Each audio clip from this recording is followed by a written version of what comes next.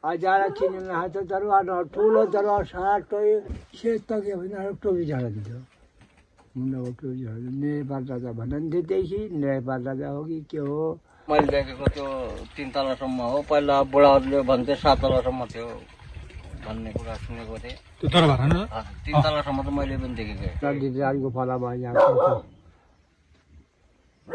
जात मालिका विष्णु दसैँ दुखे चम्कायो बिचराले अब मरणसम्म आविन चाकले भयो चार महिना पाएको गए अब के भन्ने र म प्रत्यक्ष विभागलाई के आग्रह गर्छु भने के भन्न चाहन्छु भने मसँग दुईटा फोटो चाहिँ छ पल्लीको र हालको त्यस्तो मौलिकता थियो त्यसमाथि खेलबाड भएको छ र सुरुकै जस्तो बनाइदिन म आग्रह गर्न चाहन्छु।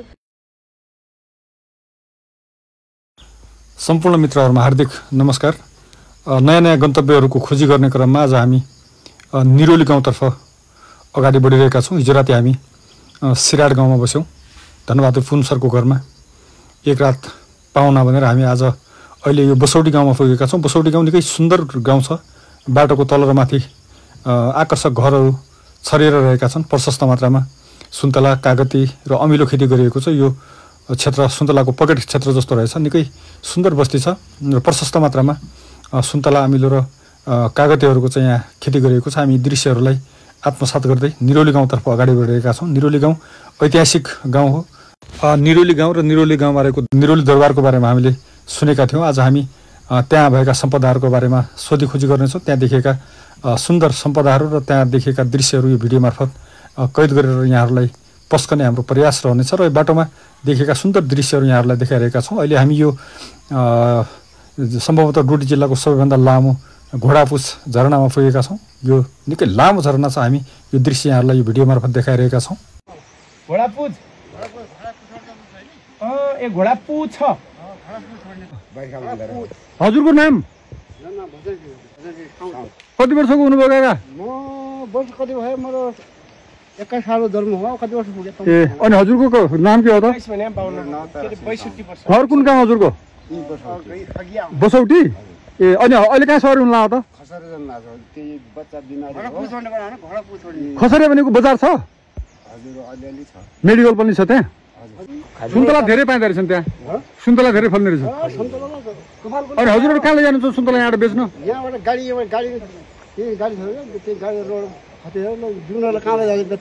तराईतिर उसबाट सुरु भएर यो बसौटी गाउँ।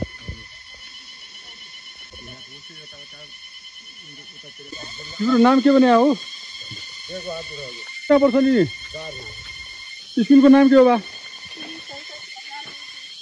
मूल बाटोबाट लगभग 5 मिनट जति माथि उक्लिएर अहिले हामी गाउँ निरोली प्रवेश गरेका छौँ।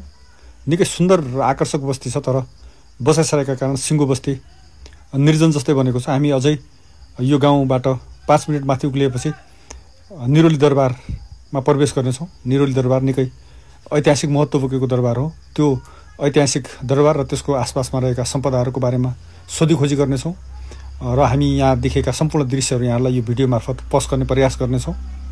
हामी जोराइल गाउँपालिका वार्ड नम्बर 6 मा पर्ने निरौली गाउँमा छौँ आज। यो कुनै समय यहाँ निरौली दरबार भएको ठाउँ, देशको इतिहाससँग जोडिएको ठाउँ, डोटी गौडासँग, खस राज्यसँग या नेपालको इतिहाससँग जोडिएको ठाउँमा छौँ हामी।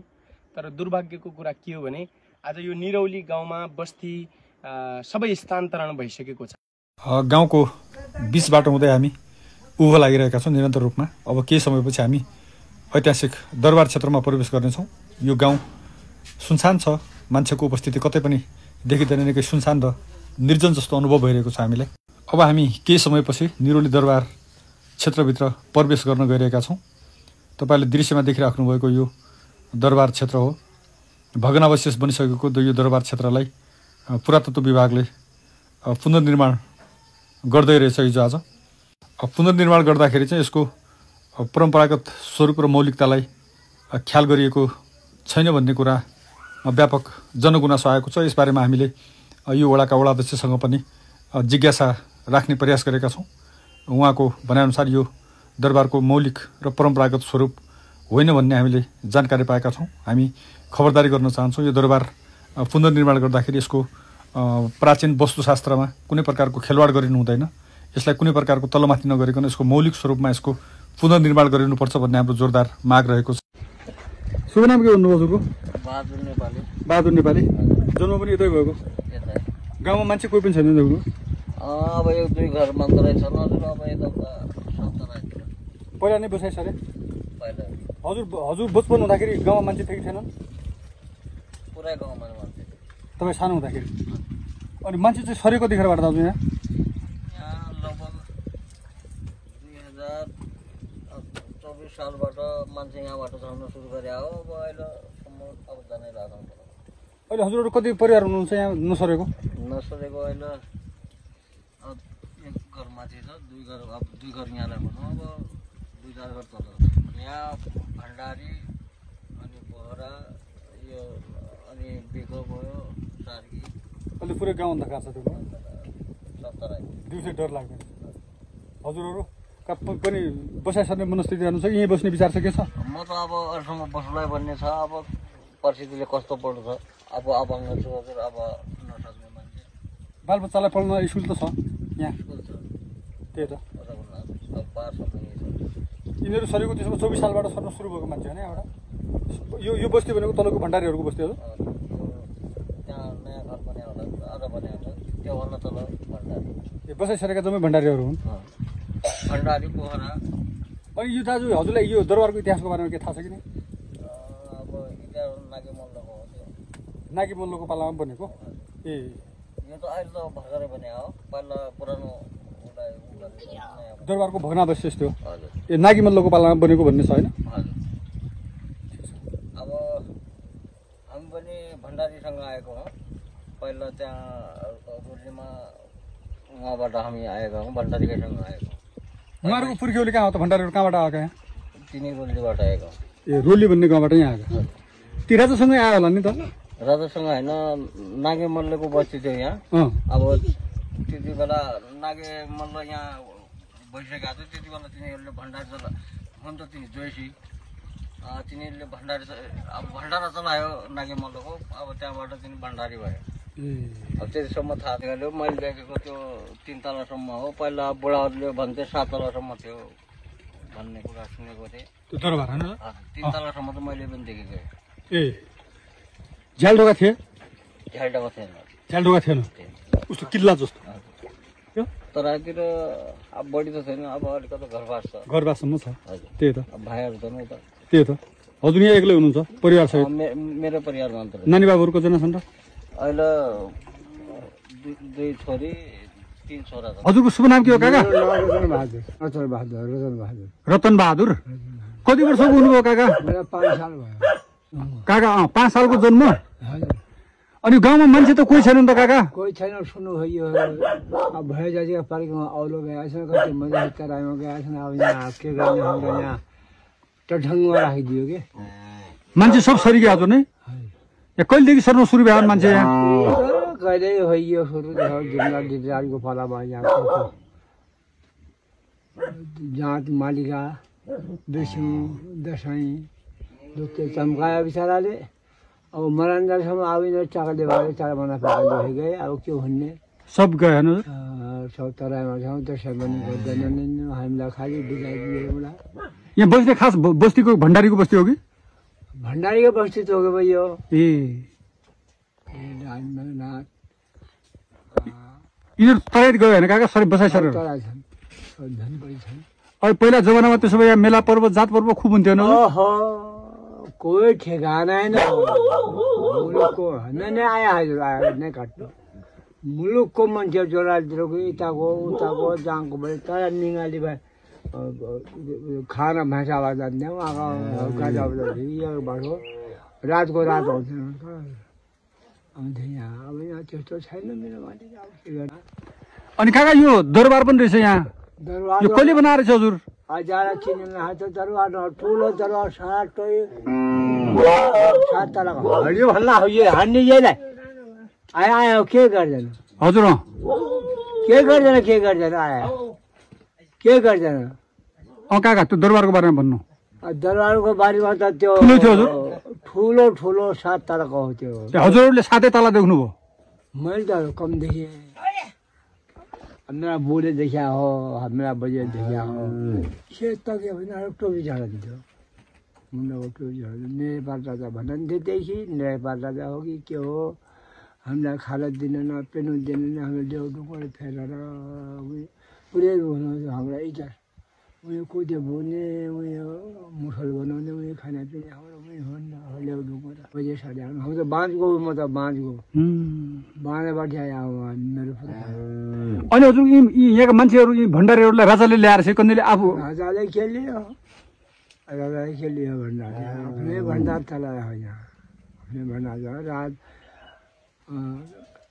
निकै छोरी देख्नु हुँदैन निकै आमा देख्नु हुँदैन अन्न खाँदैन यो पूर्ण प्रधान नवराजको पालामा भने भित्र भात गरेर पूर्ण बनाएर खाने भुइँभरि पूर्ण बनाएर पेडामा हात हालेर बाहिर निकालिदिन्थे त्यसरी तगल थाल्यो मचायो राजाले पछि यो राजा छाडेर गयो न हजुर यहाँबाट त्यही अब्दाली भइगयो यो सिँगाइ बाह्र छ भने सिँगाइमा छ भन्न त्यसका शाखा सन्तान सिँगाइतिर छ भन्न या छ या छैन सम्पूर्ण मित्रहरूमा हार्दिक नमस्कार हामी आज ऐतिहासिक निरौली गाउँमा आएका छौँ हामीले यहाँ स्थानीय मान्छेहरूसँग भेटघाट गर्दाखेरि चाहिँ यो निरौली गाउँ राजा निरेपालको शासनकालमा बसेको भन्ने कुरा हामीले यहाँ सुन्नमा आएको छ तपाईँहरूले मेरो पृष्ठभूमिमा देखिराख्नु भएको छ त्यो निरौली दरबार हो यो निर्माण कालमा अर्थात् ऐतिहासिक अवस्थामा चाहिँ यो 7 तले दरबार थियो भन्ने यहाँका बुढापाका मान्छेहरूको भनाइरहेको छ भने अहिले पछिल्लो पुस्ताका मान्छेहरूले पनि यो दरबार 3 तलासम्म रहेको छ भनेर भनेका छन् हामीसँग यसको वास्तुशास्त्रलाई चाहिँ नवैकारिकन मौलिक रूपमा चाहिँ यसलाई यो गाउँपालिका निर्माण गरोस् भन्ने पनि म कामना गर्न चाहन्छु किनभने हाम्रा ऐतिहासिक धरोहरहरू जीवित रहनुपर्छ मौलिक रहनुपर्छ त्यसको स्वरूप त्यसको संरचना त्यसको मौलिकतामा कुनै खालको चाहिँ बनावट र कृत्रिमता आउनुहुन्न भन्ने मलाई लाग्छ त्यसैले यो कुरामा चाहिँ गाउँपालिकाले ध्यान दिनेछ र यो दरबारलाई निकट भविष्यमा नै हामी मौलिक स्वरूपमा 7 तले दरबारको रूपमा हेर्न पाऊँ भन्ने यही कामना गर्न चाहन्छु दरबारको ठिक्क पछाडिपट्टि रहेका यी ऐतिहासिक भग्नावशेषहरू यहाँहरूलाई देखाएको छौँ हामी अहिले निरौली दरबारको ठिक्क पछाडि छौँ यो अब म तपाईँहरूलाई क्यामेरा मुभ गराएर म पछाडिका दृश्यहरू देखाउँछु निरौली दरबार यो कुनै समयमा 7 तले दरबार रहेको थियो भन्ने भने चाहिँ यहाँका बुढापाका मान्छेहरू चाहिँ माथिल्लो तला हेर्दाखेरि चाहिँ टोपी खस्ने अग्लो खालको दरबार थियो भनेर भनेको हामीले सुन्यौँ यो यसको भग्नावशेष यो हो र अहिले पहिलो तलाको काम सकिएको छ हामी स्थानीय सरकारलाई फेरि पनि यो भिडियो मार्फत आग्रह गर्न चाहन्छु यो मौलिक स्वरूपमा यसको मौलिकता नबिग्रिएर गरेर चाहिँ यसको मौलिक संरचना चाहिँ निर्माण गरिनुपर्छ यसको निकै ऐतिहासिक दरबारहरू छ हामी भविष्यमा आइसकेपछि हामी यो दरबारलाई यसको मौलिक स्वरूपमा देख्न पाऊँ र यो दरबारको पछाडिपट्टि तपाईँहरू उत्तरपट्टि पनि हेर्न सक्नुहुन्छ यो अग्लो पर्खाल छ यो दरबार यहाँबाट सुरु भएको हुनुपर्छ यसको सबैजनालाई नमस्कार आज हामी जोराइल गाउँपालिकाको वार्ड नम्बर 6 निरौली गाउँमा छौँ यो राजा निरैपालले ऐतिहासिक रूपमा बनाएको एउटा दरबार भएको हुनाले उहाँको त्यो निरैपालले दरबार निर्माण गरेका कारणले सायद यो गाउँको नाम निरौली रहेको हुन सक्छ भन्ने अनुमान गरेका छौँ र यो गाउँमा आज हेर्दाखेरि खास घरहरू छन् बस्ती छन् दरबारहरू छन् पुराना भग्नावशेषहरू छन् तर मान्छेहरू एकदम न्यून छन् हामीले अहिलेसम्म हेर्दाखेरि 2-3 वटा घरमा मान्छे बाहेक कहीँ पनि मान्छे देखेनौँ यो बस्ती पुरै स्थानान्तरण भएर तराई सरेको रहेछ दुःखद परिदृश्य छ ऐतिहासिक ठाउँमा यहाँ फेरि कृषि उब्जनी पनि हुन सक्ने ठाउँ छ एकदम राम्रो ठाउँ छ सौन्दर्य पनि छ प्राकृतिक रूपमा राम्रो पनि छ तर बस्ती छैन मानव छैन दुःखद परिवेश छ तर यसलाई फेरि एकचोटि पुनर्निर्माण गरेर दरबारलाई पनि पुनर्निर्माण गरेर बस्ती पनि फेरि पुनः स्थापित गराउन सकिन्छ भन्ने विश्वास लिएको छु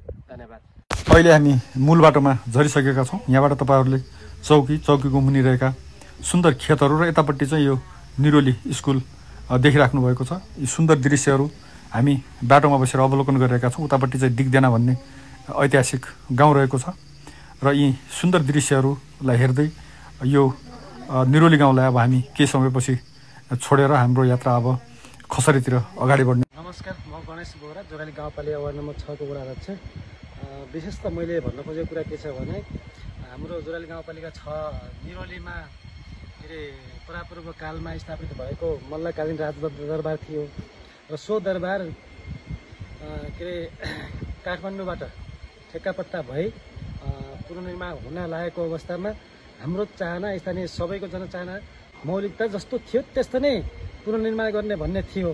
तर हाल पुरातत्व विभागबाट टेन्डर हुँदाखेरि त्यो ठेकेदारहरूले पनि स्थानीय तहसँग समन्वय नगर्ने र उहाँले आफ्नै ढङ्गबाट निर्माण गर्दाखेरि त्यसको अस्तित्व पुरा हटेकोले के अरे पुरातत्व विभागले यो वर्ष पनि आर्थिक वर्ष 82-83मा त्यहाँ 20 लाखको काम गर्ने भनेर पैसा विनियोजन गरेको खबर मैले प्राप्त गरेको छु। र म पुरातत्व विभागलाई के आग्रह गर्छु भने के भन्न चाहन्छु भने मसँग 2टा फोटो चाहिँ छ पल्लीको र हालको त्यस्तो मौलिकता थियो त्यसमाथि खेलबाड भएको छ र सुरुकै जस्तो बनाइदिन म आग्रह गर्न चाहन्छु र सबैलाई के अरे दबाब दिन पनि चाहन्छु।